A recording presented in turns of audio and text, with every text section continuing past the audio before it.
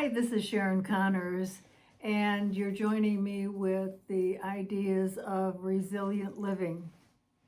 We've been talking the last few videos about spiritual cliff notes, a book I wrote using 35 words that are part of a building a spiritual consciousness. Today, I want to talk about your soul powers. And in particular today, I want to talk about the spiritual power of will, part of your spiritual inheritance. And I'm going to relate that to prayer. So let's launch into prayer. It's been said that prayer is the most highly accelerated mind language known to mankind. Why? Because it is your direct connection with spirit. God, called by so many names, the field of all possibility, Yahweh, on and on. But it is a power greater than the human consciousness can comprehend.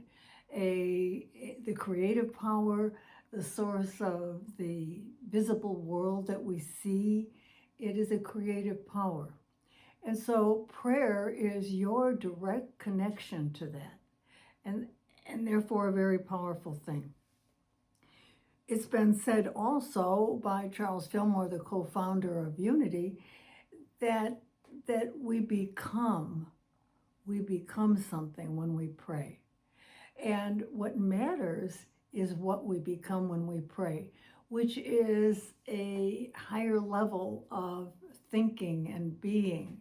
It is, since it's a direct connection to the one source of intelligence and wisdom and love, it empowers us to receive that energy. And so prayer is one of the spiritual practices that spans all faith traditions, all kinds of faith traditions. Some years ago, I went on it was a pilgrimage really, to Avila. I was raised Catholic, so I've always been curious about the saints and the miracles they worked. And so Avila is the place of Saint Teresa of Avila, who had ecstatic experiences as a result of her incredible devotion to prayer and meditation.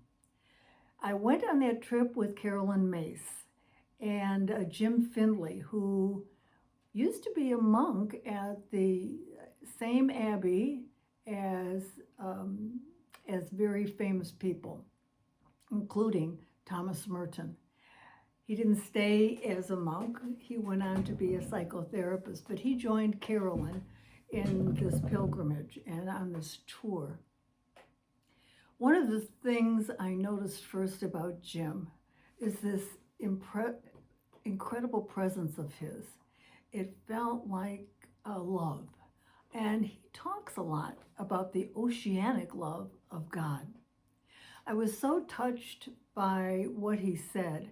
I went to a silent retreat with him in Auburn, California, sometime after we had gotten back.